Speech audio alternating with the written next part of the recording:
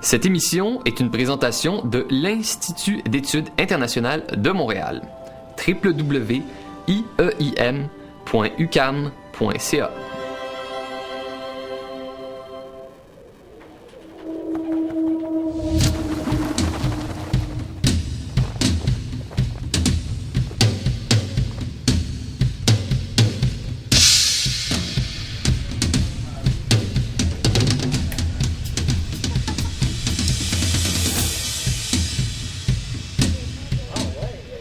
Le naufrage de l'université du sociologue québécois Michel Freytag, c'est un ouvrage qui est prémonitoire en quelque sorte, parce que Freytag finalement voit à l'œuvre une gangrène qui est en train de monter dans l'université et de détruire le rôle fondamental de cette institution-là à mesure qu'on lui demande de se brancher sur le système de l'économie.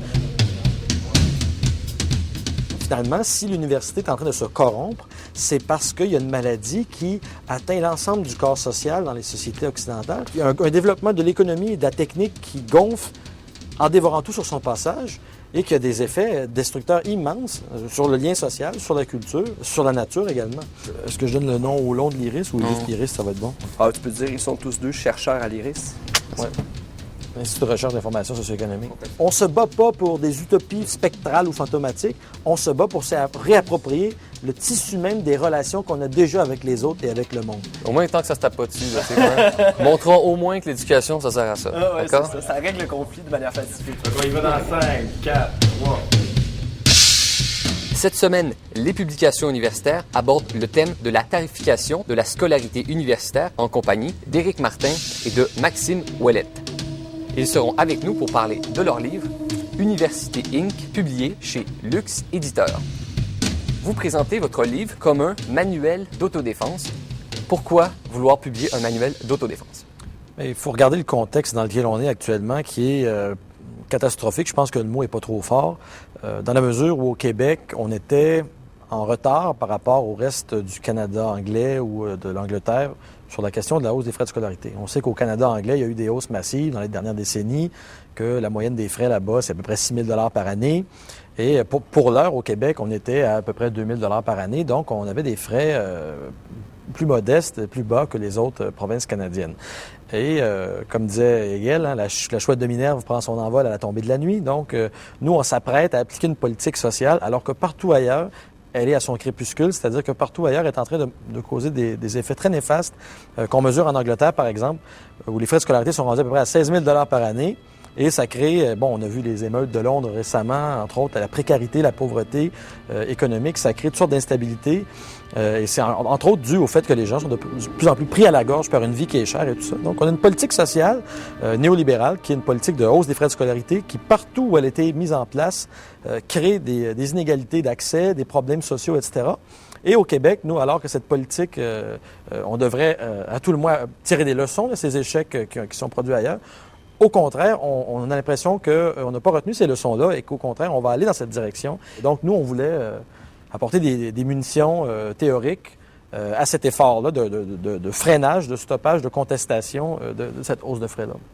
Je pouvais rajouter, je dirais qu'on voulait aussi peut-être recentrer le débat vers sortir un peu des lieux communs sur lesquels ont été construits, du moins l'argumentaire de la plupart des intervenants dans ce domaine-là, où on demeure aussi uniquement dans une vision de l'éducation qui est strictement utilitaire, donc un débat qui se limite souvent uniquement aux chiffres, donc qui décontextualise les questions sociales, économiques, politiques plus générales dans lesquelles s'inscrit ce débat-là. Donc il y a une volonté aussi d'ouverture pour expliquer, donc dans l'idée que c'est un manuel d'autodéfense, c'est aussi essayer de comprendre les tendances macro-sociologiques puis institutionnelles, donc le débat politique qu'on retrouve derrière quelque chose qui est a priori seulement présenté en termes strictement utilitaristes ou gestionnaires. Donc, remettre ça dans le contexte aussi. Donc, c'est pas pour rien que le sous-titre du livre, c'est les mythes à déconstruire sur les frais de scolarité et aussi l'économie du savoir, parce que c'est souvent l'argument qui est mobilisé pour justifier la montée des frais de scolarité. Un argument revient souvent, c'est même l'argument suprême. La première personne à bénéficier de son éducation, c'est la personne qui la reçoit. Il est donc normal de payer pour son éducation.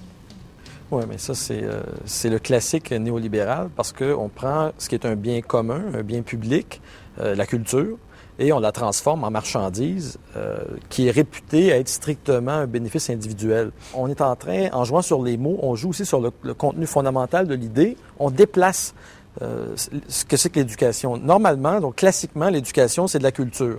La culture, c'est quelque chose qui est pas seulement un attribut individuel, mais c'est quelque chose de collectif. C'est institué, c'est transmis. C'est quelque chose qui s'inscrit dans le temps. Donc, c'est quelque chose qui est institutionnel, qui est sociétal. Et disons, l'opération de réduction à laquelle on procède chez les néolibéraux, c'est plutôt de dire comment je vais acquérir des instruments qui vont me permettre de me positionner de manière concurrentielle sur le marché des existences. Et pour faire ça, je vais aller étudier puis m'acheter un contenu puis un diplôme. Alors, en faisant ce déplacement ou cette opération de réduction, mine de rien, on a complètement désociologisé le rapport à l'éducation parce qu'on l'a transformé en rapport clientéliste et en rapport d'achat d'un objet marchandise, d'un contenu marchand, ce qui change complètement le sens de l'acte d'aller s'instruire et du rapport qu'on a avec l'institution. Je rajouterais là-dessus, justement, effectivement, c'est une vision de la société. C'est une vision de la société qui est typiquement libérale, on pourrait dire néolibérale, qui est une vision qu'il n'existe pas quelque chose comme une société, un peu comme disait Margaret Thatcher, ce qui est une fausseté. Parce que pour que l'individu puisse s'inscrire, puisse exister, il a besoin de la société pour s'individualiser. Donc, on inverse finalement le rapport entre l'individu et la société, puis on peut légitimer par la suite, justifier que les individus paient pour l'ensemble de leur rapport avec les institutions, avec la société en général. Donc, c'est un processus, on pourrait dire, de désolidarisation sociale qui a des conséquences perverses. Donc, on pourrait dire aussi, d'une certaine manière, que c'est une volonté de la part de certaines élites qui prétendent ne plus rien devoir à la société, finalement. Alors qu'on sait très bien que pour pouvoir s'élever dans l'échelon social, on a besoin de ce que la société nous a permis pour se rendre jusque-là. Dans le monde universitaire, on constate une opposition assez marquée entre, d'un côté, des étudiants qui sont assez opposés à la hausse des frais de scolarité et de l'autre côté, la communauté des recteurs qui fait de la hausse des frais de scolarité une exigence. Comment expliquer cette opposition? Je pense qu'on doit essayer de comprendre comment les recteurs se comportent à partir de la transformation du rôle et de la fonction sociale qu'on demande aux universités de jouer dans la société. Il y a deux choses qu'on peut identifier, deux facteurs. Le premier, c'est que la frontière qui séparait l'université du reste de la société est en train de devenir poreuse et de s'effriter. Et donc, il y a de plus en plus une interpénétration où l'indépendance de l'université est en train d'être menacée. Et ensuite, c'est que cette même société-là elle-même est en train de se soumettre presque entièrement à une seule idée qui est l'efficience, la performance, la croissance de l'économie. Donc, la société se réduit à l'économie, puis si l'université se branche sur cette société-là, ben c'est pas dur de comprendre que l'université elle-même est en train de plus en plus de se modeler aux exigences des marchés et elle devient, beaucoup plus qu'auparavant, un rouage important de la façon dont on accumule du capital et on produit du capital au Québec et ailleurs dans les pays occidentaux.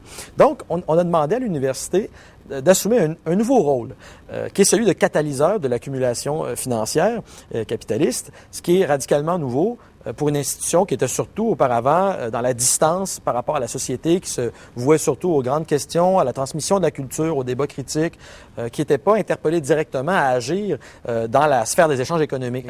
Alors, il y a un changement radical du rôle des recteurs ici qui fait qu'ils deviennent les agents actifs. Ils sont pressurisés par des demandes qui viennent des milieux économiques et des États, à ce qui deviennent finalement des acteurs actifs de synergie et d'interrelation de l'université avec le monde économique. Alors, qu'est-ce que la hausse des frais de scolarité fait dans ça? Bien, parce que plus les universités doivent performer dans le monde économique, plus elles se livrent une concurrence féroce entre elles et plus elles exigent des moyens financiers, notamment pour payer des infrastructures de recherche, etc. Donc, elles veulent avoir beaucoup d'argent dans leur coffre.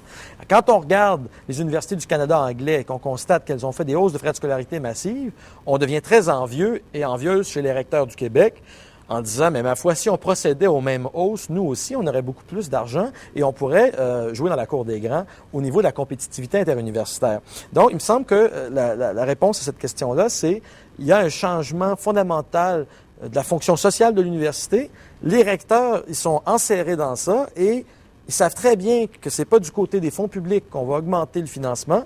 Alors, la seule porte de sortie qui leur reste, s'ils veulent être outillés en termes de munitions pour jouer la partie de football qui les oppose aux autres universités, ils doivent absolument aller chercher l'argent dans la poche des étudiants et étudiantes. Il faut comprendre aussi que l'argument des recteurs s'inscrit dans le contexte de ce qu'on appelle souvent la mondialisation économique, etc. Cette logique-là devrait permettre de rendre plus efficiente le fonctionnement de l'université, alors qu'on sait très bien que l'introduction de cette logique-là, principalement dans le monde anglo-saxon, a conduit à des effets pervers, qui est celui principalement de définaliser la mission fondamentale des universités. Donc, ça s'inscrit dans une logique de détournement, on pourrait dire même de corruption, au sens de corrompre une mission fondamentale pour la détourner vers une autre finalité. Puis je pense que c'est là qu'est le nerf de la guerre, finalement. Donc on doit comprendre aussi, décoder un peu derrière le discours, les fondements idéologiques qui se retrouvent derrière. Messieurs, on entend souvent parler du sous-financement des universités pour justifier la hausse des frais de scolarité. Effectivement, parce qu'il faut faire attention de bien regarder encore une fois, dans quel contexte ça s'inscrit. Si on regarde effectivement les budgets des universités, ou du moins l'argent qui est alloué par l'État aux universités, on pourrait observer effectivement qu'il y a une montée des budgets des universités. La question de savoir, c'est à quoi cet argent-là est dédié. Donc, la recherche, principalement la recherche qui va être commercialisable. Donc, les fonds qui sont alloués pour ce type de recherche-là augmentent constamment, tandis que les fonds qui sont dédiés à l'enseignement, qui est une des missions fondamentales de l'université, descendent constamment. Donc, en ce sens-là, il faut parler de mal-financement plutôt que de sous-financement. Il y a sous-financement de l'enseignement, puis il y a un surfinancement de certains secteurs parce qu'il, semble-t-il, devrait être plus utile pour le développement de l'économie. Alors là, ça pose problème, effectivement, parce qu'on essaie de faire reporter sur le dos, du moins les épaules des étudiants, le financement de la recherche universitaire et pas nécessairement de ce qui va leur être utile, c'est-à-dire l'enseignement. Donc, en ce sens-là, je pense qu'il faut recadrer le débat puis parler de mal-financement parce que finalement, c'est la question des finalités de l'université qui est en question ici. On pourrait régler le problème finalement en disant qu'on va allouer davantage d'argent à l'enseignement et moins à la recherche appliquée qui serve aux entreprises parce qu'on ça s'inscrit, cette logique-là, aussi dans une volonté de sous-traiter. Les entreprises ne veulent plus faire de recherche et développement, comme on explique dans notre livre, parce qu'elles n'ont plus les moyens, étant donné qu'elles sont de plus en plus pressurisées pour faire du profit à court terme. Donc, ce qu'elles font, c'est qu'elles vont sous-traiter leur recherche vers l'université. Donc, c'est la société, l'argent public, qui va assumer l'ensemble du financement pour une privatisation des profits. C'est un peu ce qu'on explique en gros dans le livre. Donc, le débat doit porter là-dessus, puis c'est très rare qu'on entend ça parce qu'on parle justement de mal-financement. Le problème avec l'argument du sous-financement des universités, c'est qu'il donne l'impression qu'on est face à un problème comptable qui appellerait une solution technique. C'est-à-dire, il manque d'argent, on n'a pas le choix, il faut régler ça, il faut trouver l'argent quelque part. Et donc, c'est présenté comme un ajustement banalement administratif. Alors que c'est un choix politique. Et c'est un choix politique qui n'est absolument pas inéluctable ni fatal. On aurait le choix de procéder tout autrement. Par exemple, la hausse des frais de scolarité, il est prévu que ça rapporte environ 300 millions aux universités. 300 millions sur le budget total des universités, c'est pas beaucoup d'argent. Quand on sait que les subventions de recherche ont doublé dans les derniers 10 ans et ont dépassé le cap du milliard. Donc, pour 300 millions de dollars, on s'apprête à endetter de manière colossale des étudiants et étudiantes, des dettes qui, dans certaines provinces canadiennes, sont à 25 000 $ par exemple, à la fin d'un diplôme. On s'apprête à aller vers ce genre de politique sociale en disant qu'on n'a pas le choix et que c'est inéluctable. Mais quand on regarde comment la conférence des recteurs calcule le sous-financement, ce qu'elle fait, c'est pas de nous dire on a besoin de tant d'argent pour acheter des bouquins, payer des professeurs. C'est pas ça qu'elle fait. Elle regarde chez les voisins et elle constate que l'herbe est plus verte. C'est-à-dire, mon voisin s'est acheté une piscine creusée, moi aussi je vais m'en acheter une. C'est ce que les recteurs, ils calculent ça en disant l'Ontario a procédé à des hausses de frais de scolarité, ils ont plus d'argent, donc si on les copiait, nous aussi on aurait plus d'argent. C'est purement tautologique comme argument. C'est du mimétisme, c'est de l'imitation. Donc, on est en train de, finalement, d'essayer de copier un standard sans s'interroger sur les raisons profondes de copier ce standard-là et sans s'interroger non plus sur l'impact socio-économique désastreux que ça pourrait avoir pour des personnes qui vont être impactées par cette mesure-là. Parce que dans le concret du budget d'une personne, 1 625 $ par année, pour une personne qui travaille probablement à salaire minimum ou tout proche, ça peut représenter 4 semaines de travail additionnel pour payer ne serait-ce que les frais de scolarité. Et là, on ne parle pas des frais de subsistance et tout ça. Et d'ailleurs, quand on regarde ailleurs, les hausses de frais de scolarité en général ont des impacts socio-économiques néfastes pour la santé financière des diplômés et tout ça. Pour éviter d'appauvrir les étudiants à la suite des hausses des droits de scolarité, on garantit un ajustement proportionnel du financement des prêts et bourses. Est-ce que ça suffit pour éviter l'appauvrissement des étudiants? Quand le gouvernement libéral de Jean Charest a annoncé cette mesure-là, des hausses des frais de scolarité, il s'est défendu en disant « Ne vous inquiétez pas, on aura un ajustement des prêts et bourses ». Et pour beaucoup de gens, ça suffit à clore le débat. Mais si on les regarde à plus près, on s'aperçoit que le gouvernement va bonifier les prêts et bourses pour les gens qui sont déjà boursiers et boursières du programme de l'aide financière. Ça veut dire que pour à peu près 80 % des gens, cette mesure-là ne les aidera pas du tout. Et donc, ils vont être touchés de plein fouet, frappés de plein fouet par la hausse des frais de scolarité. Donc, et ça ne change pas grand-chose au fond parce que partout où on a monté les frais de scolarité, on a constaté une augmentation de l'endettement chez les étudiants et étudiantes. Et dans certains pays, ça atteint des niveaux dramatiques. Bon, par exemple, comme l'Angleterre, par exemple, ou en Australie, où on a fréquemment des dettes après des diplômes qui dépassent les 100 000 $. Donc, il y a un symptôme direct du choix politique qu'on s'apprête à faire, c'est qu'on va augmenter l'endettement des personnes. On sait qu'au Canada, actuellement, les ménages sont endettés de 150 %. Ça veut dire que pour chaque dollar qu'une famille canadienne gagne, elle en doit 1,50 $. Les gens, donc, c'est un taux d'endettement historique. Les gens sont pris à la gorge. Et là, le gouvernement s'apprête à hausser les frais et donc, il s'en va dans la direction d'une aggravation de l'endettement des personnes. Et pourtant, on a dit tantôt que ce choix-là, on pourrait faire tout autrement en décidant de ne pas hausser les frais, puis à la place plutôt d'aller vers même une réduction des frais de scolarité. Ce serait une politique rationnelle à poursuivre. On prétend dire que l'avenir est à l'éducation et à l'économie du savoir et tout ça, et pourtant, paradoxalement, les gens qui veulent y accéder à l'université, on leur met des boulets aux pieds, en leur mettant des dettes qui atteignent, dans certains cas, le prix d'une hypothèque, d'une maison. Alors, on peut dire qu'il y a une bulle financière, et c'est peut-être ça qui est intéressant, c'est qu'il y a une bulle financière qui s'ouvre là, qui est potentiellement la prochaine crise. Ce ne sera pas une crise immobilière, ça va être une bulle financière sur les finances des étudiants et étudiantes, mais ce sera une bulle éducative basée probablement sur les dettes que les gens auront eues à la suite de leurs études. Oui, effectivement, il faut comprendre un peu la logique de l'augmentation des frais de scolarité. Encore une fois, dans le contexte plus général, socio-économique plus général, qui est celui qui est un peu le barbarisme qu'on a appelé de la financiarisation. La financiarisation, essentiellement, c'est quoi? C'est une économie qui est fondée sur le crédit. Donc, comme il y a de moins en moins de capacité de faire des profits dans les activités traditionnelles économiques, on pousse en avant, on reporte en avant ces contradictions-là, puis plutôt que d'augmenter les salaires des gens, par exemple, on en remarque depuis une trentaine d'années, le salaire des classes moyennes n'a pas augmenté, on augmente les capacités de crédit. Mais cette logique-là est arrivée finalement un peu au bout de ses ressources.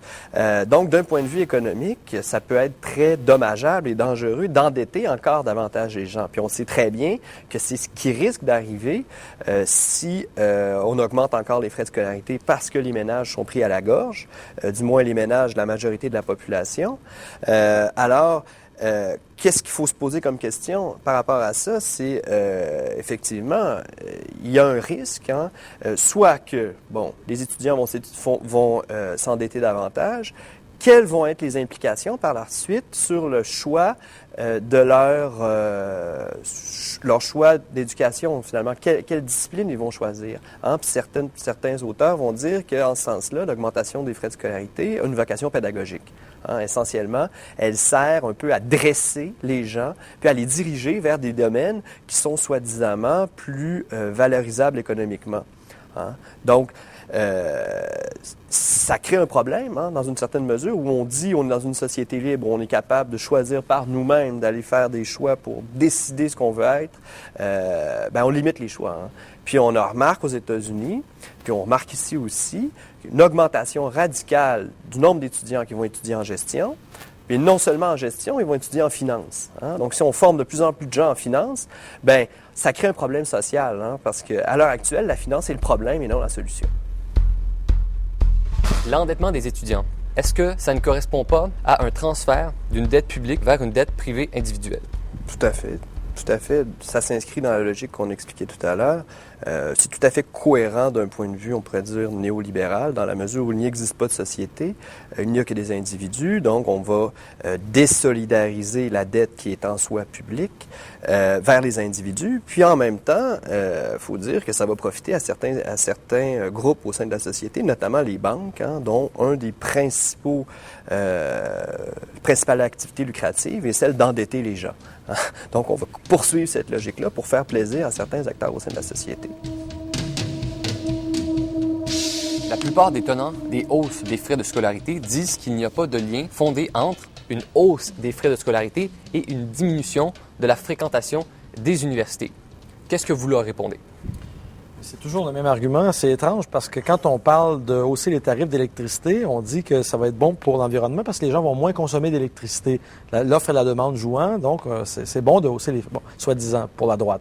Alors, si on hausse le prix de l'éducation, par contre, ça n'aura pas d'effet à la baisse sur la demande. Alors moi, je comprends pas la double pensée qui opère ici. Mais disons qu'on fait abstraction de ce non-sens complet. On se dit, est-ce qu'ils ont regardé dans leurs statistiques l'origine de classe sociale, c'est-à-dire l'origine socio-économique des familles qui accèdent à l'éducation? Ils s'intéressent uniquement aux chiffres absolus. Ils disent, on monte les frais de scolarité, mais les gens vont à l'école pareil. Mais bien sûr que oui. Il y a une injonction dans la société contemporaine à aller à l'université. Il y a une pression sociale qui dit il faut maximiser le nombre de diplômés. D'ailleurs, la CREPUC le dit, l'objectif, là, c'est d'aller augmenter le nombre de diplômés de 60 000 diplômés par année pour avoir 1 milliard de plus dans l'économie. Donc, il y a une pression pour faire de la saucisse pour maximiser le nombre de diplômés. Donc, c'est bien normal que les gens, on leur dit, on va monter l'université, les frais universitaires, ils vont devoir y aller quand même parce que c'est pour se trouver un emploi ou pour exister dans cette société, il faut absolument avoir un diplôme universitaire dans le marché du travail d'aujourd'hui. Alors, les gens n'ont pas l'option de ne pas y aller. Donc, ils vont y aller, mais ils vont s'endetter pour le faire, suivant cette injonction. Mais par contre, quand on va fouiller dans les quintiles puis dans les statistiques, on voit très bien en Ontario, par exemple, que c'est des gens de familles socio-économiques, dont moins nantis ou de classe moyenne, qui commencent à moins fréquenter certains programmes, notamment les programmes de médecine, de dentisterie, qui sont rendus beaucoup plus chers parce qu'on les a déréglementés puis on les a modulés.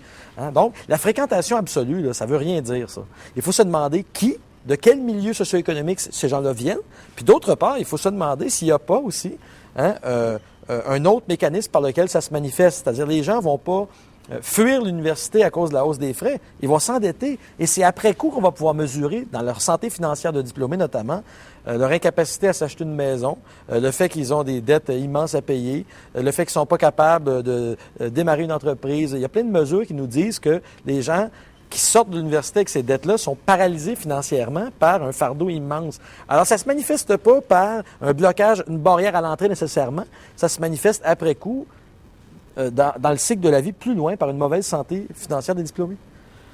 Ouais, puis je rajouterais d'autre part que lorsque les étudiants payent davantage, ils ont l'impression justement que leur diplôme est une marchandise. Donc, ils créent une pression aussi sur les professeurs pour leur offrir des diplômes, on pourrait dire à rabais, dans la mesure où on a payé, on veut des bonnes notes. Ça a été démontré notamment aux États-Unis où, par exemple, les notes moyennes qui étaient données dans les universités américaines dans les années 70 étaient d'environ C. Ils sont passés dans les années 90-2000 à A-. Donc, on voit là qu'il y a un effet direct qui est justement d'induire une logique clientéliste avec l'augmentation des frais de scolarité puis qui risque aussi, au final, de nuire à la qualité de l'éducation. Pour justifier la hausse des droits de scolarité, Raymond Bachand dit, en 2016, les étudiants paieront le même prix en dollars constants que ceux payés par leurs parents en 1968. La hausse serait donc une question d'équité intergénérationnelle. C'est un argument qui est particulièrement démagogique. En 1968, c'est juste avant l'établissement du réseau des UQ. Donc, on parle d'une période où le système d'éducation québécois est encore peu développé et assez inégalitaire, et donc assez cher aussi. Et c'est seulement à partir de 69, par exemple, qu'on fonde l'UQAM et qu'on développe un réseau d'universités qui sont les UQ, dont la vocation est de faire accéder les gens de classe ouvrière, on peut le dire comme ça, des gens de moins nantis, à l'université et tout ça. Donc, les frais de scolarité par la suite vont baisser. Alors, effectivement, il y aurait des politiques de gel de frais de scolarité. Jusqu'à maintenant, les frais sont relativement bas comparés à ce qui s'est vu dans le reste du Canada. Donc, on a créé l'équité après 68, autrement dit. On a créé des mesures plus égalitaires. Puis toute l'histoire des années 60, 70 et 80 du mouvement étudiant, c'est des résistances puis des luttes pour McGill français, ce genre de choses, pour élargir l'accès. Alors, en 1968, l'accès universel à l'éducation, il n'existe pas. Il est bâti progressivement par la suite par un mouvement d'élargissement puis de démocratisation de l'université. Alors, quand on arrive au début des années 2010, 2011, et on dit, on va retourner à 1968, retour vers le futur à 1968, on va payer la même chose. C'est faux, parce que quand on regarde en termes de salaire, là, les gens vont travailler en fait 4 fois plus, 4 semaines de plus par année pour payer ça que leurs parents à l'époque. Donc, c'est pas vrai que c'est la même chose. Si on tient compte des conditions de travail, les gens vont devoir travailler beaucoup plus maintenant que ce qu'ils travaillaient à l'époque, d'une part. Hein? Puis ensuite, on essaie de revenir à une sorte de fixation des prix qui correspond à une période où il n'y en avait pas de système d'éducation démocratiquement accessible au Québec. Hein? Alors, et la question, de toute façon, c'est pas celle-là. La question à se poser, c'est qu'est-ce qui est souhaitable, qu'est-ce qui est nécessaire pour le Québec, pour la population du Québec? Est-ce que c'est d'avoir un système d'éducation à accès universel ou c'est d'avoir un système d'éducation où les gens s'endettent? Il me semble que la réponse est évidente. Alors, la question à se poser, c'est pas est-ce qu'on doit revenir à 68, 72, 69, ajuster les frais par l'inflation puis un algorithme mathématique. C'est pas ça. La question, c'est qu'est-ce qu'on souhaite comme société puis quel genre de système d'éducation on veut se donner dans le cadre de quelle vision du rapport qu'on a avec la jeunesse, avec l'histoire, avec la tradition, avec le patrimoine qu'on a à transmettre. Est-ce qu'on vise un accès universel à ça ou au contraire, on en fait un service tarifé à haut prix puis accessible seulement à une minorité de personnes? Quand on consulte les classements internationaux, on voit bien que les universités les mieux cotées dans le monde ont des frais de scolarité extrêmement élevés. Est-ce qu'on peut conclure que les frais de scolarité élevés engendrent des diplômes de meilleure qualité? Cet argument-là est aussi fallacieux dans la mesure où il faut regarder qu'est-ce qu'on mesure dans ces classements-là. Puis essentiellement, les universités qui se retrouvent en haut des classements sont qu'est-ce qu'on mesure, c'est essentiellement la recherche. Donc, plus les universités produisent de recherche, plus elles peuvent être élevées dans les classements internationaux. Donc, ce qui fait en sorte que ce sont essentiellement des universités américaines. Hein, les universités françaises sont toujours à la queue du peloton, par exemple, alors qu'on sait très bien qu'il y a d'excellentes universités françaises où il y a d'excellents enseignants, etc. Ceci dit, hein, même si on regardait la logique économique, du moins lorsqu'on paye plus, le diplôme vaut plus, cet argument-là aussi a été démenti puis démonté, puis on le montre aussi dans notre livre. Hein. Qu'est-ce qu'on mesure effectivement? C'est quelque chose comme la qualité des bâtiments ou la qualité des dortoirs des étudiants qui peuvent, par exemple, souvent ressembler à des hôtels de grand luxe. Donc, les activités extra-académiques, etc. Ce que, finalement, les étudiants veulent pour leur argent. Parce que lorsqu'on dit à des étudiants entre 18 et 20 ans, venez chez nous parce que qu'est-ce qu'on va vendre? La plupart du temps, c'est pas nécessairement la qualité de l'enseignement, c'est tout, hein, la dynamique sociale extra-académique. Exactement.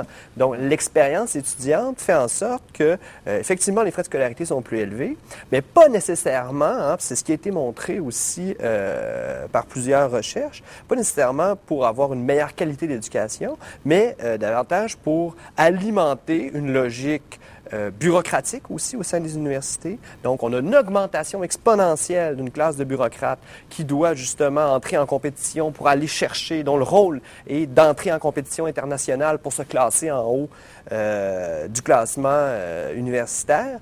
Donc, si on regarde coup pour coup, les universités américaines sont classées en haut, mais si on regarde effectivement au niveau de la qualité de l'éducation, c'est pas nécessairement vrai.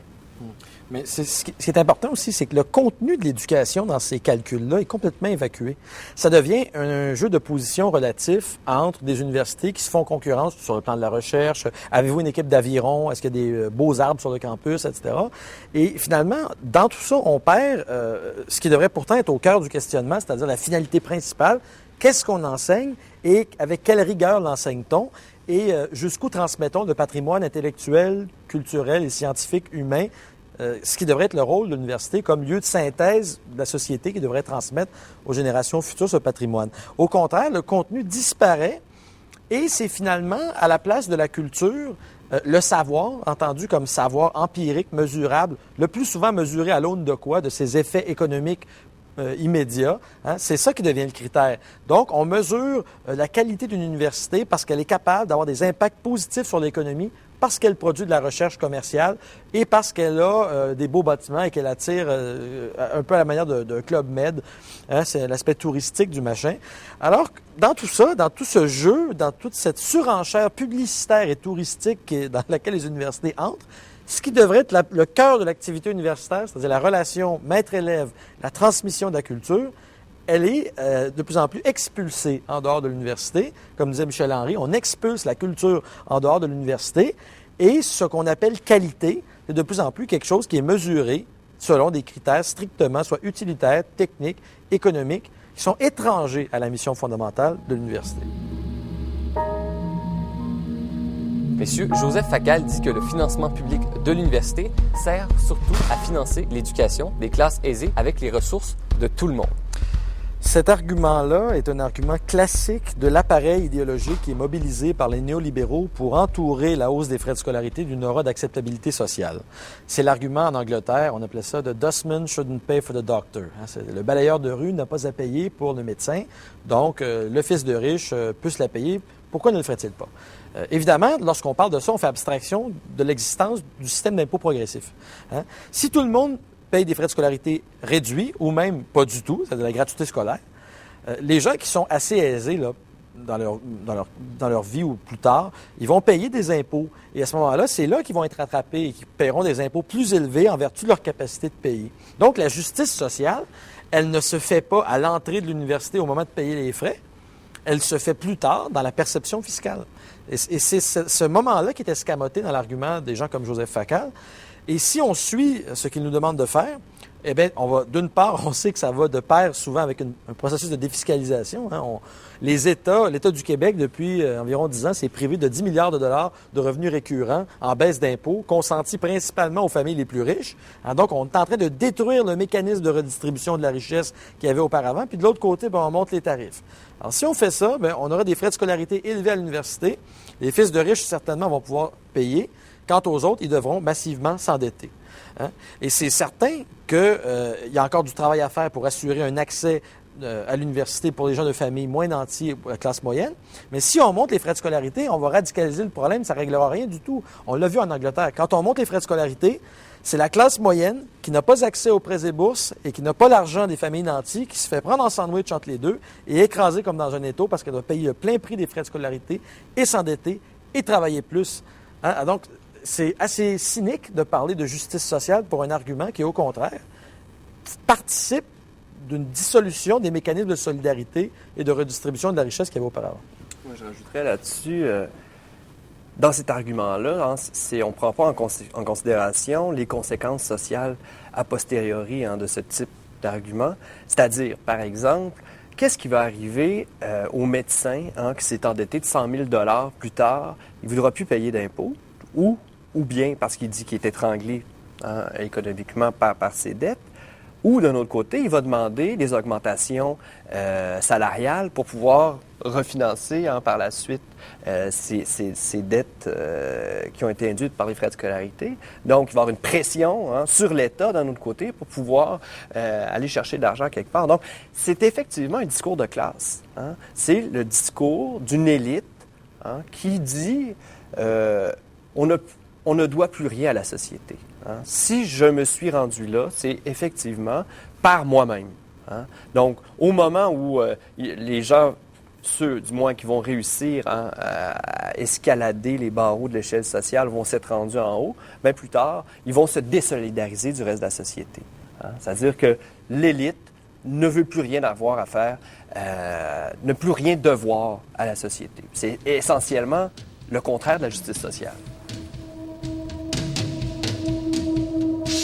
Dans les années 60, Marcel Rignoux signait un article qui est maintenant devenu un classique en sciences sociales. Il opposait deux visions du rôle de savant. La recherche pour la recherche ou la recherche pour la critique. Quelle est votre école? Pour ma part, mes travaux ou mes écrits s'inscrivent directement dans la sociologie critique, la théorie critique, essentiellement parce que la théorie critique en soi est aussi une recherche du savoir, mais d'un refus du monde tel qu'il est.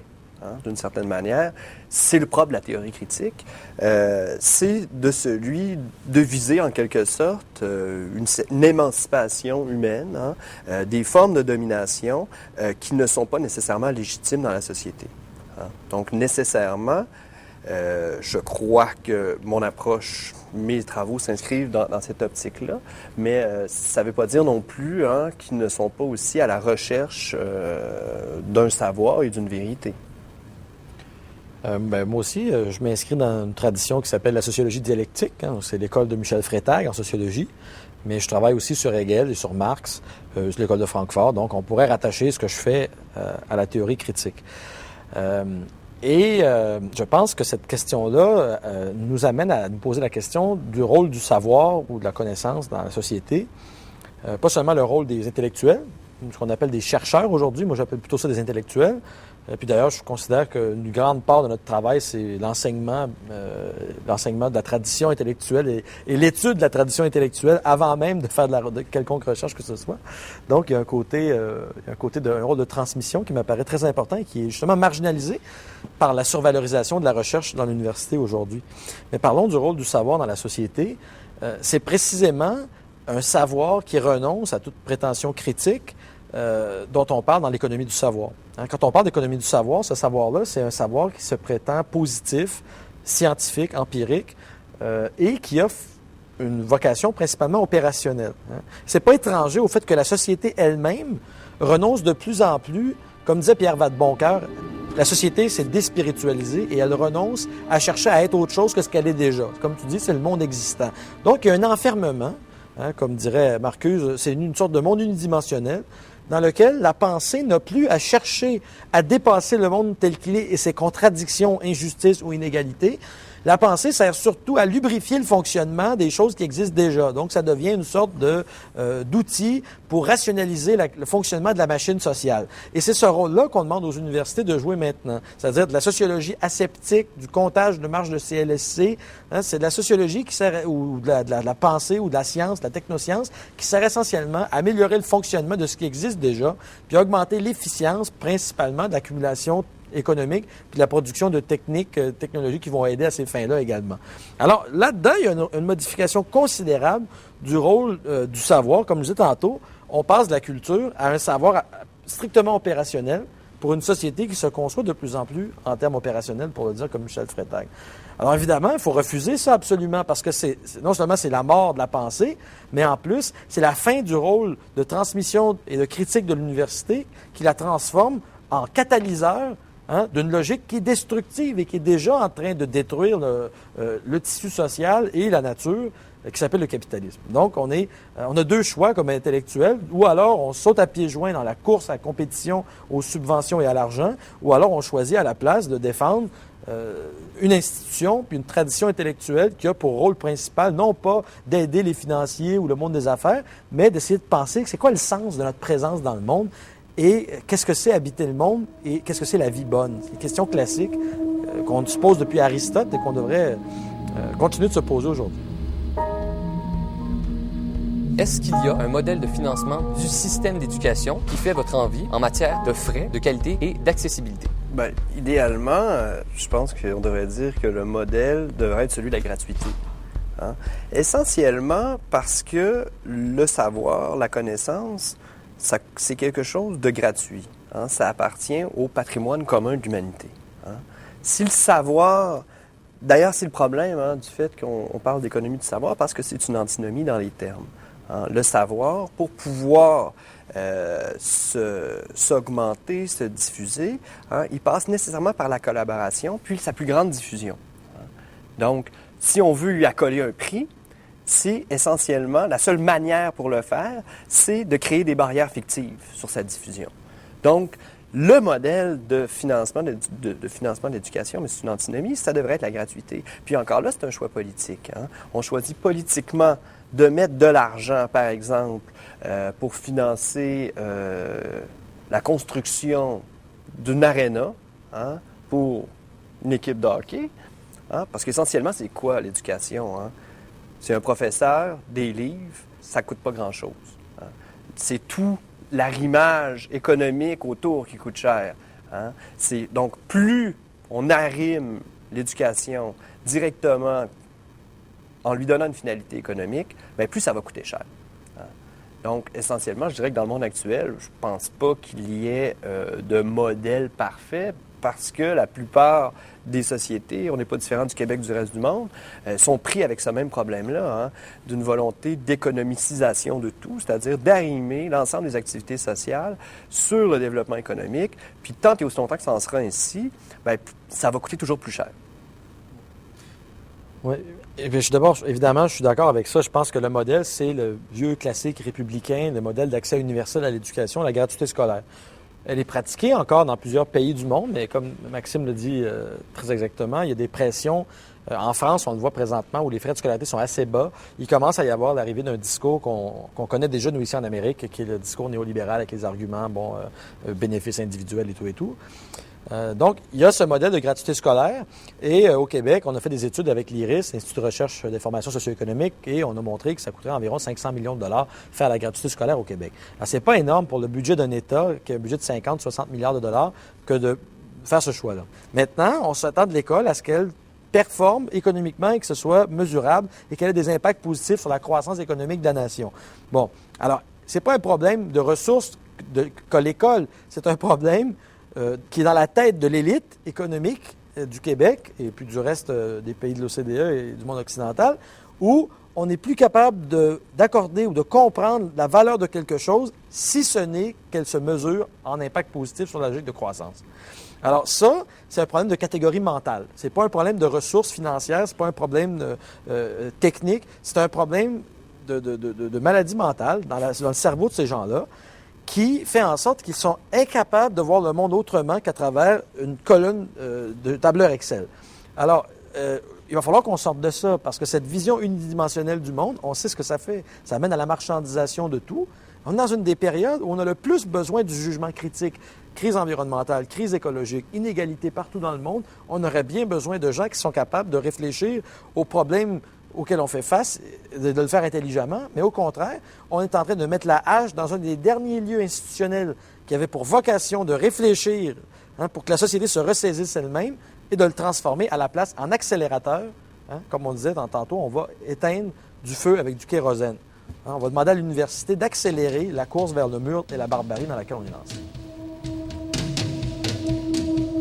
Est-ce qu'on doit comprendre que pour vous, la solution aux grands problèmes économiques de notre époque passe par une révision complète des principes de l'économie politique à l'échelle nationale et internationale?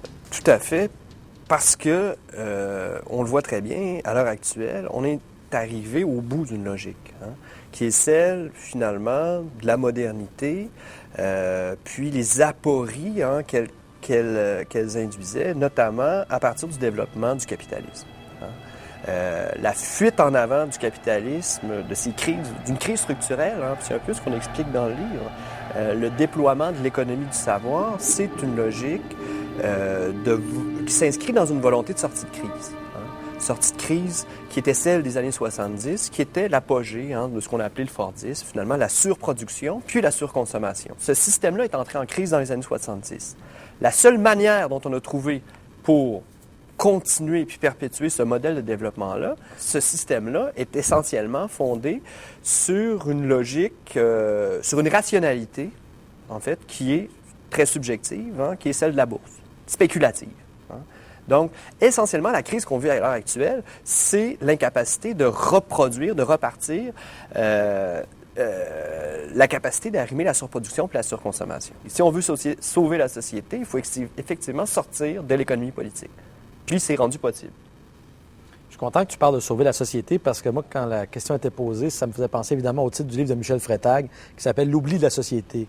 Est-ce qu'on ne peut pas dire que le capitalisme, comme disait Marx, c'est un fétichisme? Qu'est-ce que c'est un fétichisme? C'est une sorte d'aveuglement. C'est une impossibilité de voir que finalement, la valeur qu'on produit, elle nous apparaît naturelle. Ça nous apparaît naturel que tout soit marchandise. Et on est aveuglé sur ce qui constitue réellement la substance du lien social. Et il me semble que là, on arrive à une croisée des chemins où on a deux choix. Ou alors, on va s'en aller dans une radicalisation de l'enfermement dans l'économicisme, comme disait Rioux, c'est la culture comme refus de l'économicisme. On a le choix entre l'économicisme ou la culture. Si on prend la voie de l'économicisme, effectivement, ça devient un système cybernétique où finalement c'est l'accroissement de la puissance économique et technoscientifique qui devient le seul but du vivre ensemble. Et les seules choses qui relient les gens, c'est l'échange économique ou les bidules techniques de communication, les e-phones, les iPods, des machins. Bon.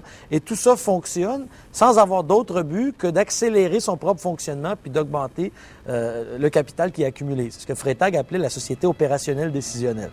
C'est une société qui n'a pas d'autre but que de spinner sur elle-même et radicaliser sa vitesse et son efficience. François Legault, quand il parle, il y a le mot efficience à la bouche, par exemple. Bon, ça, c'est une voie. Sinon, il y a une autre voie, qui est la voie de la culture. Qu'est-ce que c'est la voie de la culture? Bien, c'est celle dans laquelle on essaie de redécouvrir un sens à nos vies et des raisons d'habiter le monde qui nous ont échappé, mais qui sont encore là si on se donne la peine de tendre à nouveau l'oreille puis d'ouvrir un peu les yeux à ce que Freytag appelait la beauté du monde.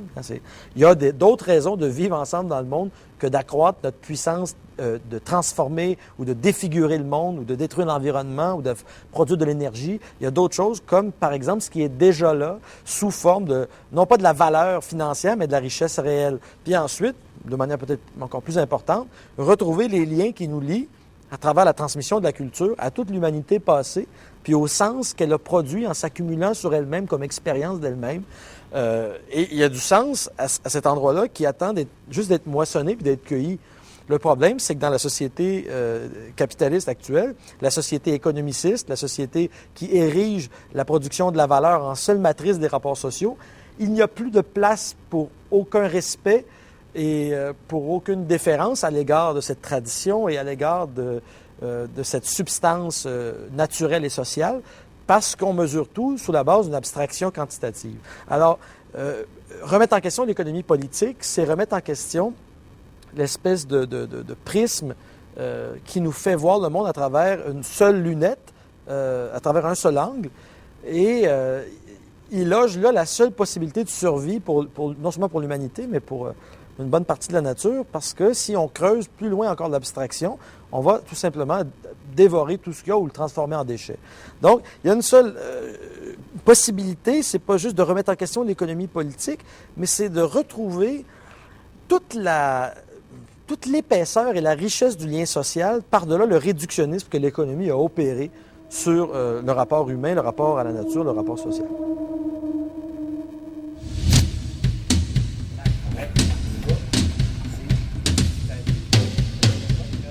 Pour terminer cette émission, voici une entrevue avec Yves-Marie Abraham, professeur de sociologie économique à HEC Montréal. Il sera avec nous pour parler du livre qu'il a dirigé, Décroissance versus développement durable, débat pour la suite du monde, publié aux éditions Éco-Société.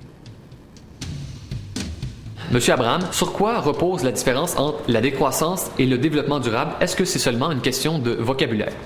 Alors, c'est ce que parfois certains, effectivement, veulent imposer comme idée. Il y a une vraie différence fondamentale qui tient, en fait, au rapport à la question de la croissance. Les partisans du développement durable continuent à défendre la nécessité d'une croissance. Alors, une croissance qui peut être plus ou moins régulée, orientée, mais il n'y a pas de remise en question de l'idée même de croissance. Alors que le principe même du mouvement de la décroissance, c'est de contester cette nécessité, de dire non, il faut sortir absolument de cette logique, de cette course dans laquelle nous sommes engagés. Alors donc voilà la différence clé. On peut dire également que, mais ça c'est presque impliqué par ce que je viens de dire, que les partisans du développement durable sont plutôt des réformistes par rapport à notre monde. Donc ils disent il y a des choses à changer, on ne peut pas continuer comme ça. Mais pas question de tout remettre en question. C'est la fameuse recherche d'équilibre entre l'économique, le social et l'écologique, les trois piliers du développement durable. Et donc par rapport à ça, je dirais les objecteurs de croissance, eux, sont beaucoup plus révolutionnaires au sens strict du terme. Alors après, on pourra parler de la manière dont ils envisagent la révolution, mais il s'agit bien vraiment de changer de monde, de rompre avec le nôtre. Ça part, je crois, d'un rapport à notre monde. En général, ceux qui se retrouvent du côté de l'objection de croissance considèrent que notre monde est tout simplement intenable, inacceptable, et donc il faut en changer. Donc, voilà pour les principales différences. Monsieur Abraham, quand on parle de décroissance économique, est-ce qu'on parle seulement de décroissance de la consommation matérielle? Non, alors effectivement, c'est bien plus que ça. C'est notamment ça, bien sûr, décroissance de la consommation, décroissance de la production matérielle également. Mais on pourrait dire que fondamentalement, c'est une décroissance de l'économie dans nos vies, dans nos sociétés. Comme le monde médiéval en Occident était un monde chrétien, donc un monde qu'on pourrait dire religieux, le nôtre est économique. Et donc c'est bien ça qu'il s'agit de remettre en question. C'est de sortir de cet économisme, mais de sortir même de l'économie. Alors l'économie, c'est quoi? Je peux reprendre l'image de la course que j'utilisais tout à l'heure. Cette course à la production de marchandises dans laquelle on est engagé, dans laquelle on est un peu tous coincés. L'enjeu pour nous, objecteurs de croissance, c'est de tenter de sortir de cette course. Comment est-ce qu'on met un terme à cette course? Comment est-ce qu'on en sort? Monsieur Abraham, on sait que la croissance démographique est une variable importante de la croissance économique. Comment aborder cette question sans mettre sur pied des programmes de dénatalité qui pourraient se transformer en histoire d'horreur? Oui, donc le problème démographique pour les objecteurs de croissance, c'est pas un problème central. Bon, pas pour le moment en tout cas. À 7 milliards, il n'y a pas véritablement de problème démographique pour nous. Le problème, comme dit l'un d'entre nous, c'est pas le nombre d'humains, c'est le nombre de voitures. C'est-à-dire que nous sommes trop nombreux probablement à vouloir vivre comme des Américains ou comme des Européens. Le problème fondamental, c'est un mode de vie et le modèle de société qui est associé à ce mode de vie. C'est ça qu'il s'agit de remettre en question essentiellement, et non pas le nombre d'êtres humains. On peut vivre à bien plus que 7 milliards. Je voyais hier l'apparition d'un livre qui évoquait le chiffre de 9 milliards et qui disait oui, il n'y a pas de problème pour que la Terre nourrisse 9 milliards d'êtres humains. Par contre, il faudra vraiment que notre mode de vie change, notamment la place de l'alimentation carnée, etc., qui est effectivement qui n'est pas possible pour 9 milliards d'êtres humains. Monsieur Abraham, vous venez de parler du régime alimentaire. Vous dites qu'il y a un problème avec l'alimentation carnée. Quel genre de problème?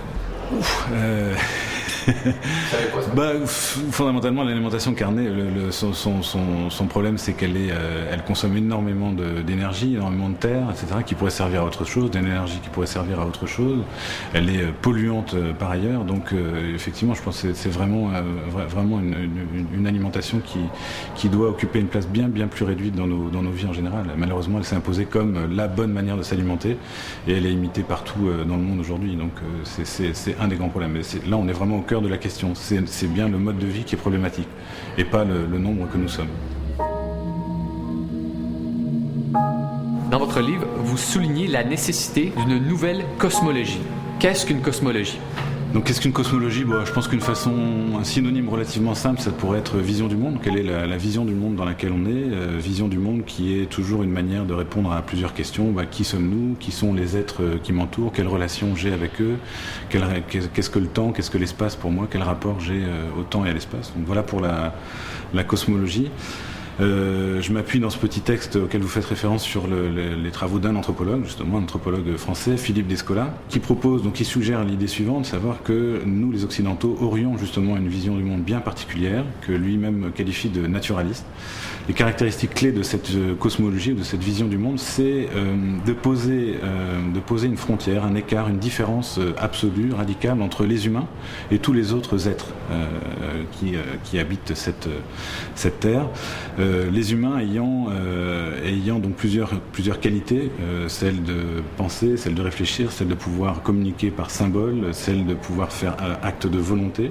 En fait, on retrouve l'idée de liberté qu'on va associer donc aux humains et qu'on va absolument pas retrouver chez tous les autres existants, les autres non-humains, comme dit Descola, qui eux sont grosso modo soumis aux lois naturelles, une série de lois naturelles, qu'elles soient physiques, biologiques, chimiques, etc.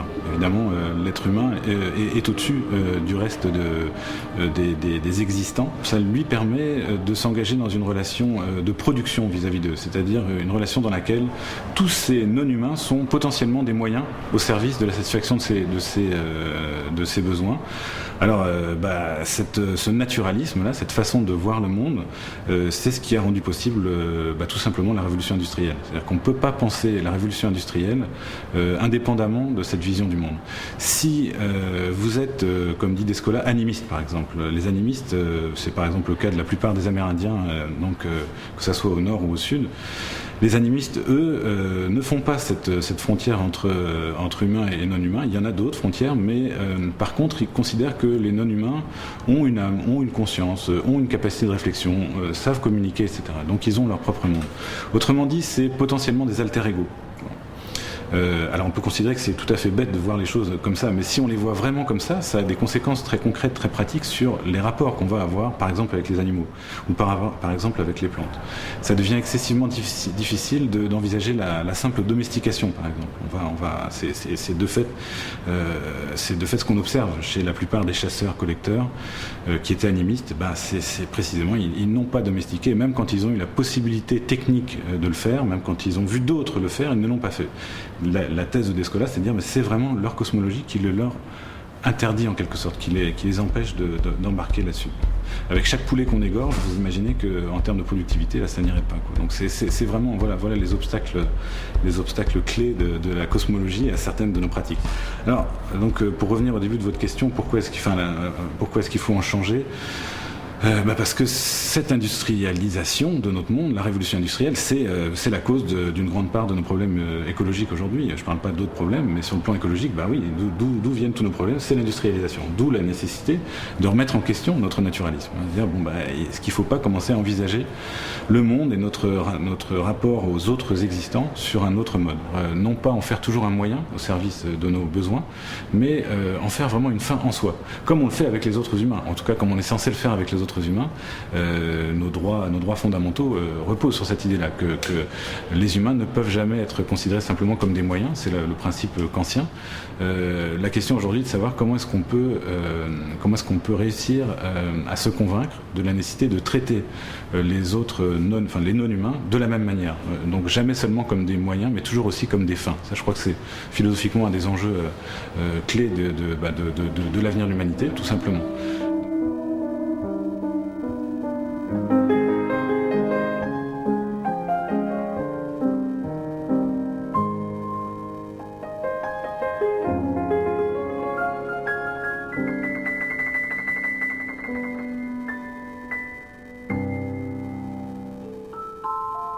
Cette émission est une présentation de l'Institut d'études internationales de Montréal.